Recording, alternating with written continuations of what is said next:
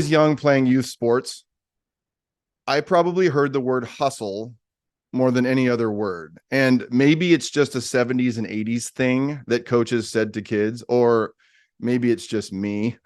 Like, hustle out there, McKenna.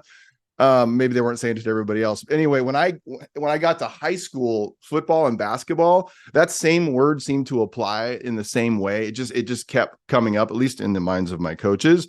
Hustle out there, boys. And I went to high school in rural Kentucky, so that's just the way it sounded. It was like, hustle out there, boys. Like, get going. And I'll stop narrating everything right now, but there's a lot of things to say behind the scenes. That was just a common thing. And all the way to running wind sprints or suicides, or what my high school basketball coaches in Kentucky called eights, which was 8 times up and down the entire basketball floor in less than 103 seconds. At least that's what I remember. And if one player didn't make it in time, I felt really bad for the heavier and taller guys on the team, because if we didn't run it all, if we didn't finish, we all kept running. We kept going for a couple hours until someone was throwing up. And maybe it was just me, but running lines, sprints, and all those things like that was just a way of life in high school. And it was kind of the most miserable part of the experience. And all the way through my days playing collegiate tennis, I heard coaches telling teams to hustle. Here's what I didn't ever hear. What I did not ever hear was this: slow it down out there. Take it easy out there. Hey, you better slow down. You might just blow a gasket if you keep going at that pace. Like, no one ever said that. It was just not a thing. And the reality in athletics and in life, for that matter, is that hustling is really important, apparently. But it's not the only thing, right? It's not the only thing. And when it's treated like it is, it actually hurts performance like crazy. Like, how do we know when to hustle and when to think more intentionally about important moments when we should slow down the hustle?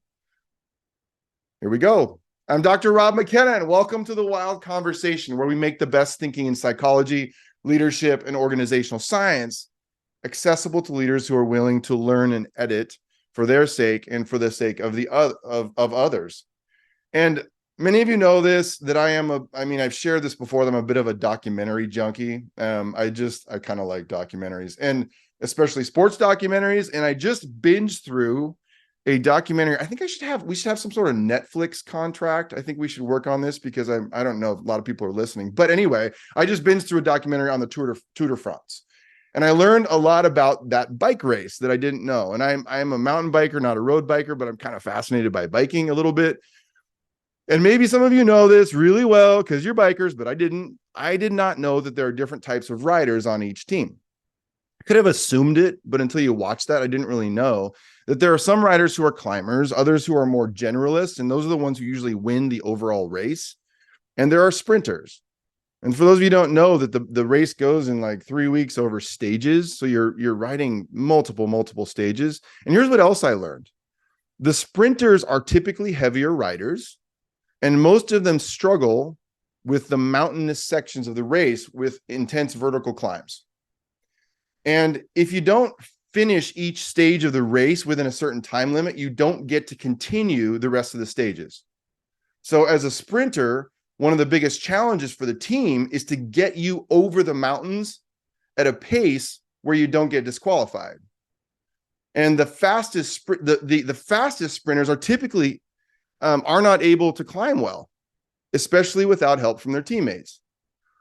And what in the world does that have to do with slowing down the hustle? Our reality at work isn't all that different. Most of us can burn really hot, but if we run too hot for too long, we're at risk of a major burnout. And the time to hustle is always there, but you can't hustle all the time. And I'm so over people telling me that they don't have a choice. Sure, some of us may not. I get that. I'm not saying some of us don't, but I get this. I'm told this by executives tell me this, that they don't have a choice. And I bet most of us do. Is someone really forcing us to hustle? And please hear me, that I know that some of you are in situations where that might be the case. But I think that the reality is, for most of us, in most cases in life, we have a choice that sometimes we're not willing to make. Are we not willing to stop because of all the other things that are attached to hustling for us, or that we perceive are attached? And if you have a manager who pressures you even though you are already performing, I will admit that can be really tough. But maybe we have more agency than we think, and we can perform. We can know when to hustle and when to pace ourselves or pause if we were just a little bit more intentional, and even more than just slowing down the hustle for ourselves. But if we're responsible for our team and want to build a great team, how do we lead a team where we don't sacrifice urgency and performance, but we create a healthy and whole team that is not defined by hustling, but by intentional and effective performance for the long haul? And this is where what's going on at the individual level comes into direct contact with what's happening at the team level. Because to create a whole team requires us to provide an invitation to every team member to wholeness and to intentionality over compulsiveness and constant hustling. And so let's talk about hustling for what this means for just a moment. Okay, hustle. Hustle. It's a funny word we use in different ways. What's your hustle? It's like your side hustle, your other thing, your way you are trying to get traction in the world. Your side hustle is your way to do that extra thing, either extra cash or sometimes extra purpose, right? Sometimes it's different things. And the general definition of hustle is a little different and more like what my coaches were trying to motivate in the teams I was on. Hustle, to get going. You aren't going to be lazy hustling.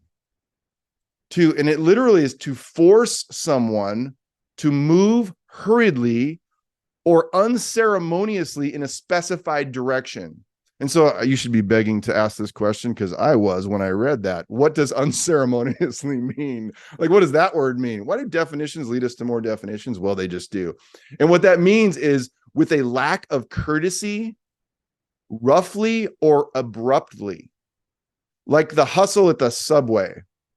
It's kind of not a great thing, is it? When we think about it, like what the raw definition of it, what it looks like. What is the opposite of hustle? You know what comes up when you look out there at the opposite of hustle? Procrastination, slowness, inaction, pokiness. Wow. It's like, it's no wonder we pressure ourselves and others to hustle. And I just want to suggest to you that the opposite of hustle, as defined by the dictionaries, is not those things. But the opposite of hustle might be intentionality. The opposite might be something different. And since you quite literally cannot hustle all the time, we know this is a real thing. You cannot rush, lack courtesy, force action, and just push, push, push. What is the goal, and how should we think about hustling or slowing down the hustle?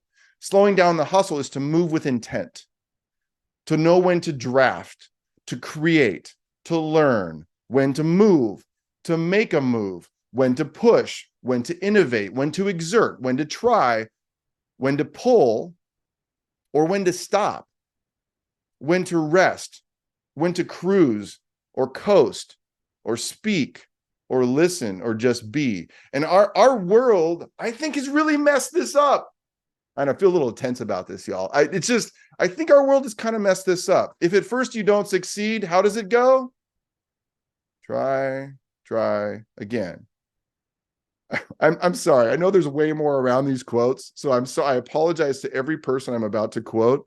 What a dumb statement. I'm sorry. How about you can do anything you put your mind to? I'm sorry. It's hogwash. It's ridiculous. You can't. Our world is fully saying that to tell us to just keep pushing, keep trying. Effort will always lead to success. You can do anything you want. It's as if it's all about hustle. And the challenge is this, like, we know we can't do everything. We know we can't even be good at everything. It's kind of a ridiculous, like, individualistic way of seeing our world. Richard Branson said, you don't learn to walk by following rules. You learn by doing and falling over. Now there's wisdom in that. I get it. But it's like, I think you learn through more things than just doing and falling over. Mark Cuban, who I kind of typically mostly like, He said, it's not about money and connections. It's the willingness to outwork and outlearn everyone who, when it comes to your business. This is what it's about. Outworking and outlearning everyone when it comes to your business. Maybe I'm not the best motivational speaker, but I'm just sitting here thinking, it kind of makes me tired reading that quote. Like, I got to outlearn and outwork you. That's what success is about. And I'm not talking about getting lazy or not working really hard, but that overexertion and trying may not be the point at all. If overexertion, overlearning, and trying harder is not the recipe for success, it's intentionality and purposeful action that will win in my game every time. And I keep saying this, so I'm not going to say it again, but it's like, I get it. I love hard workers. I work with very hard workers, but I'm calling us into attention. The reality of attention, and so much of what wholeness is about, is giving permission to the tensions we feel so that we can make choices that are effective for us. Even in the WiLD team, we actually, in our corporate charter, we have some things that are about this. Like, we have one of the statements that says that it's a value of ours is about clear communication. And one of it says the ability to communicate with the team using email, virtually, video calling services, text, and phone calls. This is straight out of our charter, is very important. It's also important that communication is prompt. And this is what it says after that, because that sounds like a pretty, clear statement. It's that communication is prompt. We get back to each other, unless it's your day off. Then this is what it says. Then we expect you not to communicate. So there are multiple statements about what we value that are just walking straight toward the tensions in all of this. So how do we fight this ridiculous lie that it's all about hustling? And you guessed it. I've said it already. Intentionality, intentional action. This won't surprise you, given that our organization is called WiLD Leaders, and that we believe in that story. We love that brand because every one of you has a wild story. I know so many people who tune into this, and I know you, and I know you have a wild story. And anyone who thinks they don't probably won't show up here. But it's like, we all have that wild story, but it also, the acronym means a lot to us because it stands for whole and intentional leader development. And so let's talk about this. Intentional action. When I say that, what do I mean? Knowing when to hustle, when to rest, how to pace yourself and your team. And if you're the leader who's pushing yourself and others all the time, you're really making problems for people and for yourself. And so we must have these moments of rest, and to build a culture of both rest and of push. And every one of our team members wants to make progress. I mean, I think that's a fairly common thing. If you work on an effective team, they want to make progress. But is hustling the formula for outstanding performance and progress for the team as a whole over the long haul? Sometimes maybe, but so much of it comes back to something that is so necessary if we're to perform better, feel better, and serve better. And it's that intentional action. It's about purpose. And I spent the time this last week with a leadership team we work with that I love dearly. You know who you are. And our entire session was focused on one of the tools in the toolkit, the purposeful goals assessment. And it's the third tool in our system. It's a conversation that we were talking about. How do we create priorities and margin? And something that we could all get better at. And so we had this incredible conversation. And I just want to suggest something to us as a way to think about this, and what it would mean is to think about living an intentional and purposeful life and to work that way. And I want to suggest to you this, is that to live and lead an intentional life and to create a team culture that is defined by more than just work harder and faster is to move beyond simply responding to what's going on around us to making decisions that are choices and not simply reactions. Like everything else we do at WiLD Leaders, this is part of what is very core to what we're about. And while it's important to maintain our capacity to adapt to different circumstances or situations and to be open to having our plans interrupted, that's not the problem most of us have. Most of us struggle to be intentional far more than we struggle with being responsive, agile, and adaptive. And I would suggest that those of us who struggle with being responsive and agile, we have a different podcast for you. Like, it's that of putting our own agenda aside long enough to respond to the needs of others. And so here's the formula. I'm going to give you a little formula that has worked for so many of the organizations that we work with as we've worked with teams to bring about that intentional kind of action. And here it is. It's a few simple questions. What do you want? Why do you want it? What is your purpose in it? And what will you do next? And this is about digging deeper than that first knee-jerk response. And it's so important because it starts to create margin. It helps us move toward decisive action, provides clarity, and moves us from constant hustling and striving to purposeful action. So I want to start with the first question as we get out and we talk about this. What do you want? What you want is important, but it's so often overlooked, especially those of you who work in nonprofit context. Sometimes it's not okay to describe what you want. In business context, sometimes we're like, yeah, what do you want? For those of us who feel like that question is too selfish to ask, I would suggest to you that it can be equally selfish not to ask it at all. If you're a person who knows exactly what you want and has no problem making it all about you, you could likely do a little work on making sure that your response isn't just based on what you want for yourself, but also based on what others around you need. And for those of you who have never given yourself permission to identify what you want, to communicate it and directly to others, I would suggest that especially as a leader, it is equally selfish not to know. It is unfair for others for them not to know what we want. And for leaders who are responsible for making decisions that will serve them and serve others, I really do believe it's absolutely necessary, and we have evidence to support that. And when we and others begin to know what it is we want to see happen, it activates a level of intention that will, quite honestly, shock you. That level of thinking is the first step in moving toward intentional and purposeful action. So I want to do an experiment, and we will check our results next week. So next week's going to be good. But we're going to check. This is the experiment. I want you to think about your day today. Okay, your day today. What is one thing you want today? I don't mean today like in an existential way. I mean today. That will move you from hustle to intentional and purposeful action. I'm going to do the same. What is one thing you want today that will move you from hustle to intentional action? Okay, so think about that for 1 second. What is that thing that you want today? The second question, why do you want it? It's funny, isn't it? Like, we hear TED Talks and finding your why. I've written all kinds of stuff about this, about books, about the importance of purpose, but rarely do they also talk about how countercultural it is to actually get purposeful. To invite our teams to move beyond just hustling is to invite every team member to not only identify what they want, but why they want it, and to begin to get specific. This is so critical. So as we take those roots one step deeper, I want you to ask yourself that question. If you just would take a moment to write that down, you identified something you want today. Now take a risk because I think with purpose, we call it an excavation process. It's a digging process. The second level of digging is, why do you want it? Why do you want that? Is another big piece of that. Now I want to add on another question that's this. It's based on, I want to take, if what we just described and what we want is like the tree, why we want it begins to set some roots in. The next level of rooting is why you. What is your purpose in it? What do you want? Why do you want it?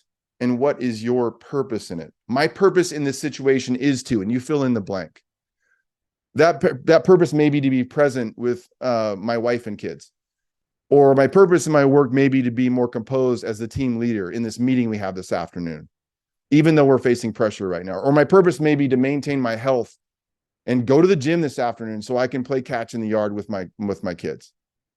Or just be active with them in some way. These specific purposes regarding your why drive decision-making and agency at an entirely different level, which leaves me with one more question. One more question I want to put out there for you.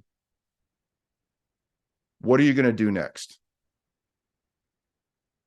So this thing you want is happening today. What are you going to do next? What specific action are you going to take that is based on what you want, why you want it, your own purpose, And in many cases, that next action step may be a conversation, or it may be a new choice you'll make, or it may mean doing something specific. Regardless, what you will do next is based on your answer to the other starting questions. So that's a framework. Let's start the experiment. Let's begin to think about this. And so let's just go right now and let's keep the conversation going.